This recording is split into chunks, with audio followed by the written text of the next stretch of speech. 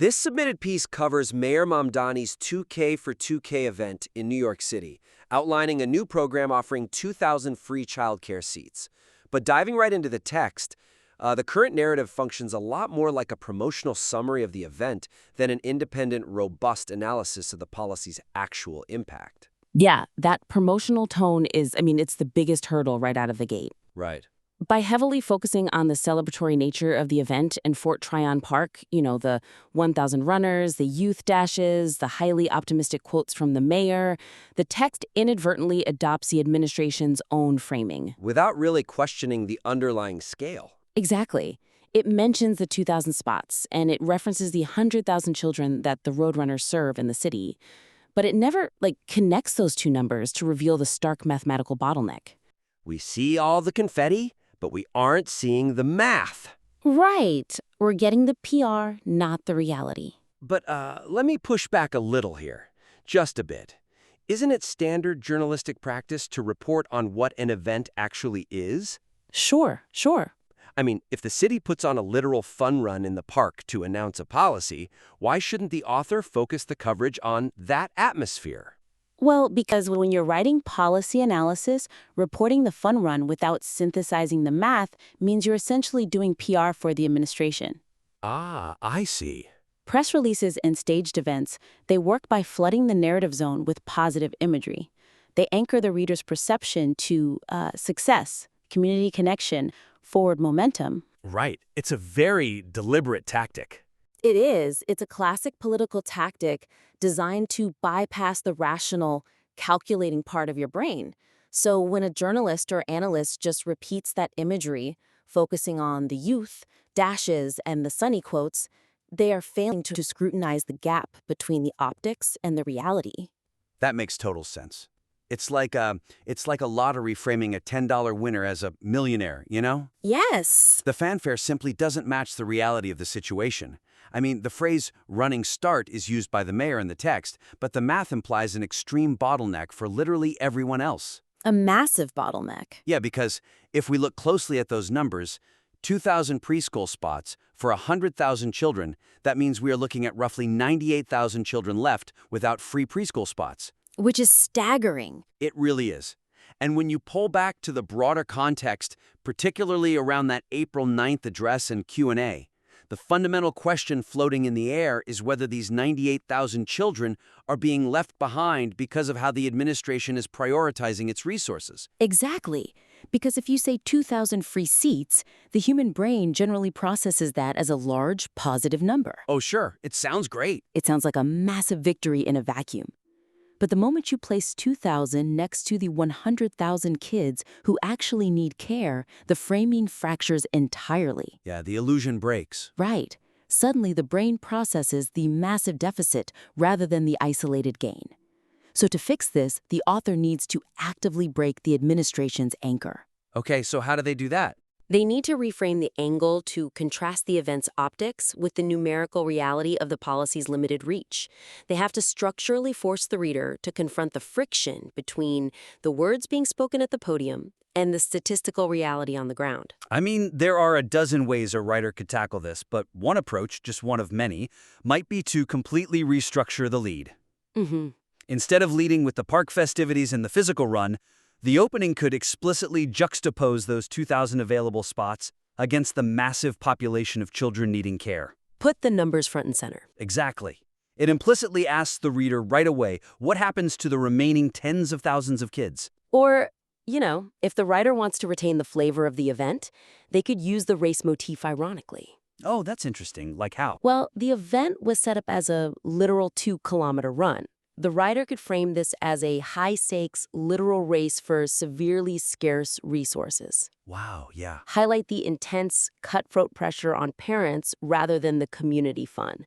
The optics of 1,000 runners at the park scrambling for 2,000 spots across the entire city is a really powerful image. It turns it on its head. Yeah.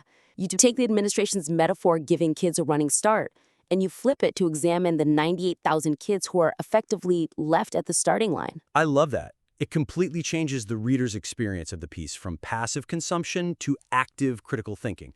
And once you fracture that initial framing, Once you establish that 98,000 kids are standing out in the cold, the obvious question for the author becomes, well, what is the alternative for them?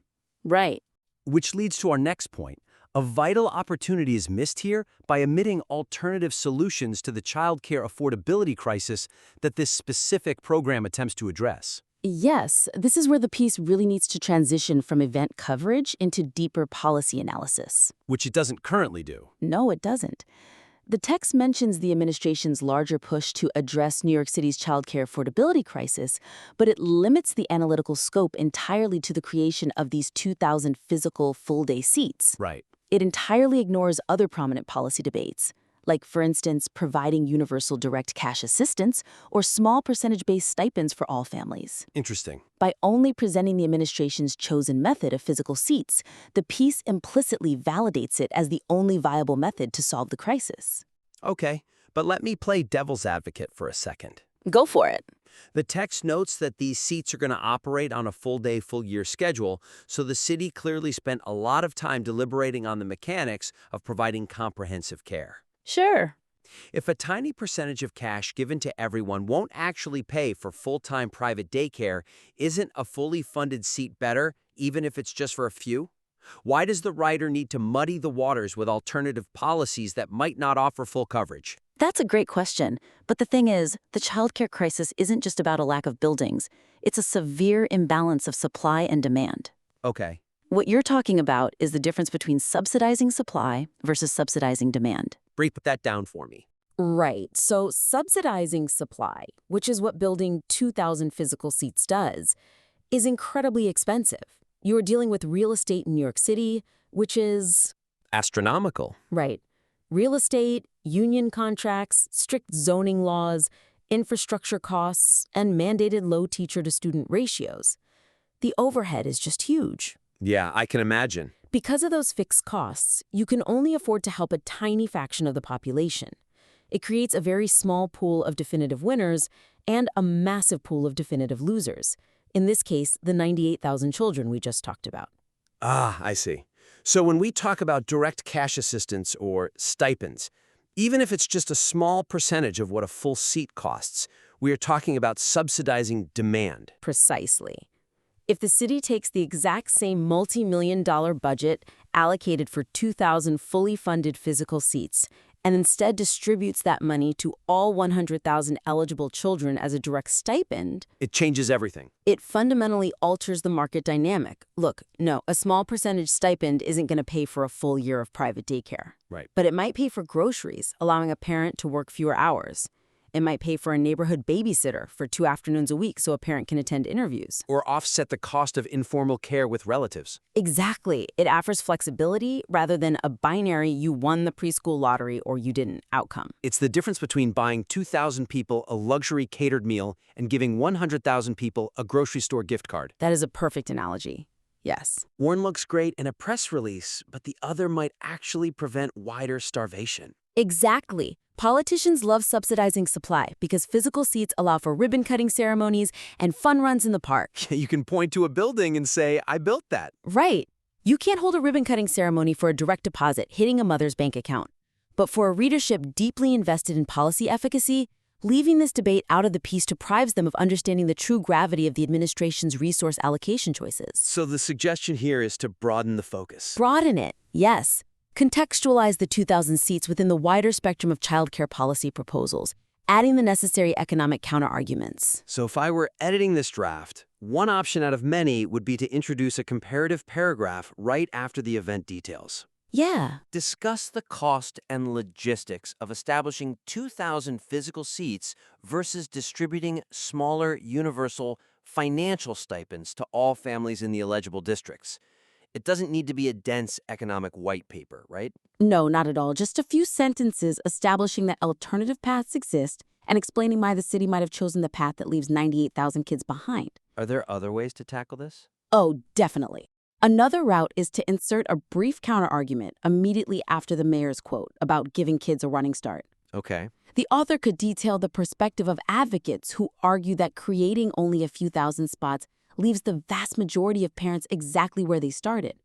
Let the mayor have his say at the podium, but then immediately follow it with the voices of the 98,000 families wondering what they're supposed to do. Oh, I like that. It creates immediate, necessary narrative friction. And narrative friction is what keeps a reader engaged. If everyone agrees and everything is great, there's no story. Right. The story lives in the gap between the policy's promise and its mathematical reality. Which naturally leads us to how this piece ultimately wraps up. If you've spent the body of the text establishing that this is a systemic crisis and that 98,000 families are being left behind by a highly selective program, the ending needs to reflect that weight. Absolutely. But right now, the conclusion lacks the necessary weight to communicate the urgent stakes for the vast majority of families who will inevitably fail to secure one of these limited seats. It really does. I mean, ending with the simple reminder that the application deadline is not over and listing the June 26 date leaves the reader with a purely administrative takeaway. It's just logistics. Exactly. It completely neutralizes the tension of the affordability crisis mentioned earlier and ends the piece on a functional rather than analytical note. Right. We have to think about recency bias in writing.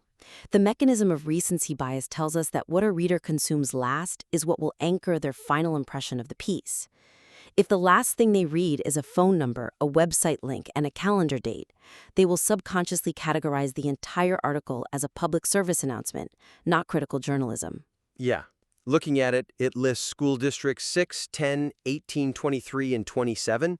It mentions the MySchools portal, the 718 phone number, the City Family Welcome Center. It's a lot. It is incredibly heavy on logistics. Ending on a logistical deadline feels like finishing a tense thriller novel with a grocery list. Yes. It completely deflates the stakes. That is a perfect analogy. Because the tension in a thriller novel doesn't end when the characters enter the haunted house. It ends when we see who actually survives the night. Exactly. In this policy story, the June 26th deadline isn't the climax. It's just the moment the doors lock. But wait, let me interrupt there, because writers often struggle with this. Sure. If you are writing a piece about a new city program, readers genuinely need to know how to apply. If you leave out the link, the phone number, and the deadline to make it sound more thrilling, aren't you doing a disservice to the very families you are trying to write about? Oh, for sure. But you don't have to remove the information. The issue isn't the presence of the deadline. The issue is the meaning assigned to the deadline. Okay, explain that. Right now, it's framed as an opportunity. Hey, there's still time to apply. But if we look at the math we established in the first section, 100,000 kids vying for 2,000 spots, that deadline isn't just an opportunity. Right. It is the closing of a very small window. You need to elevate the conclusion by shifting the relevance from a basic application reminder to a forward-looking, resonant question about the systemic gap. You keep the June 26 date, but you contextualize it with what happens next. Right. Because the true climax of this policy narrative doesn't happen in June. No. It happens in August, when the offers are actually released. That is when 2,000 families will celebrate and 98,000 families will face the cold reality of the ongoing crisis. Precisely. To fix this, writers have a few different rhetorical tools at their disposal. Just as an example, they could close by explicitly calculating the grim odds. Which are steep. Very. Tell the reader that only roughly one child out of every 49 is likely to secure a spot. Then end on a poignant, lingering question about the reality for parents who don't win this policy lottery.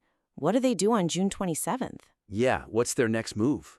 Another option would be to weave the deadline information into a broader concluding thought about that August timeline. You can provide the MySchools link and the phone number, but wrap it in the heavy context of what that deadline actually represents. It transforms the deadline from a helpful tip into a ticking clock. Think of it like a game of musical chairs. Okay. When we think about a game of musical chairs, the stakes usually feel pretty low and lighthearted. You walk around the circle, the music stops, someone giggles, and they sit on the floor. It's clean, it's harmless. Sure. But imagine a version where the music stops and only 2 kids out of 100 get a chair, and the ones left standing don't get to go to preschool at all. Wow. Yeah, that's dark. Suddenly, the party favors look a little grim, and the music sounds entirely different. It becomes less of a game and more of a systemic crisis, masquerading as a celebration. The optics completely clash with the reality of what happens when the music actually stops. And that is exactly the tension this piece needs to capture in its final moments. So, a key theme running through all this material seems to be the tension between what is being celebrated by the administration and what is being obscured by the math. Absolutely. Let's do a rapid recap of the main points we've covered today to help guide the next draft. Sounds good. First, we need to shift the angle from a PR-friendly event summary to a rigorous analysis of the mathematical reality, moving past the confetti to confront the 98,000 children left behind. Right. Second, we need to broaden the focus to include the mechanics of alternative policies, specifically contrasting the massive cost of subsidizing 2,000 physical seats against the systemic impact of providing direct cash or stipends to all kids. Subsidizing demand instead of supply. Exactly. And finally, we need to elevate the conclusion, swapping out the purely administrative grocery list ending for a resonant reflection on the true, looming stakes of the crisis when those offers go out. It is incredibly robust material, honestly, and the foundation is absolutely there. It really is. The facts are clear, the event is well documented, and the administration's stance is accurately captured. The next step is simply applying that editorial pressure to deepen the analysis and challenge the provided narrative. We would love to see how these actionable suggestions take shape, and we warmly invite the listener to implement these ideas and submit the revised work back in for another round of feedback. Because there is a deeply impactful story here, waiting to be fully uncovered. Definitely. The numbers don't lie, but they do need to be properly illuminated. Because right now, the city is playing a massive game of musical chairs. The band is playing a cheerful tune in Fort Tryon Park, the runners are dashing, and the press releases are flowing. But eventually the music is going to stop for 98,000 families. And this piece has the power to ask the city exactly where they are supposed to sit.